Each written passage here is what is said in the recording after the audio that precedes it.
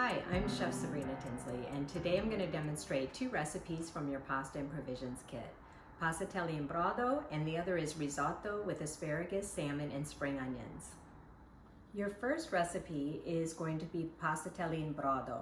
Passatelli is the type of pasta. They're these dumplings made with breadcrumbs and parmigiano and bound with eggs. And the Brodo means broth, so I already have my broth boiling. This is a really simple recipe because all you have to do is put your passatelli noodles into your boiling broth, and I will go ahead and demonstrate that. Okay, so we have our broth boiling, and we want it at a low rolling boil, not too hard, but a rolling boil. You want to make sure it's nice and hot. And then we have our passatelli noodles, and we're just going to gently drop those into the water and just let them set. Don't stir quite yet because we want to make sure that the egg is set. And once it comes back to a boil, we're going to gently stir them. So as you can see, the passatelli, I'm going to turn that down a little bit, came to a boil, and they've all floated to the surface.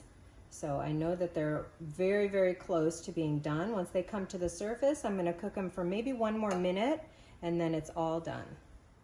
Okay, so the passatelli is done. I'm gonna go ahead and plate up one portion. Smells so good. Very rich. You can smell the Parmesan and the noodles and the nice rich chicken and beef broth. All right, so once we have our portion, you can season it with a little bit of Parmigiano Reggiano, sprinkle a little bit over top, or you can put some truffle oil, or you could do both. I'm gonna drizzle a little bit of truffle oil over top of mine. Truffle comes right out. And so you could either do Parmigiano on top. It's very classic to serve with Parmigiano, or there's a little formaggio di fossa in your kit, and you can grate a little bit of that over top as well.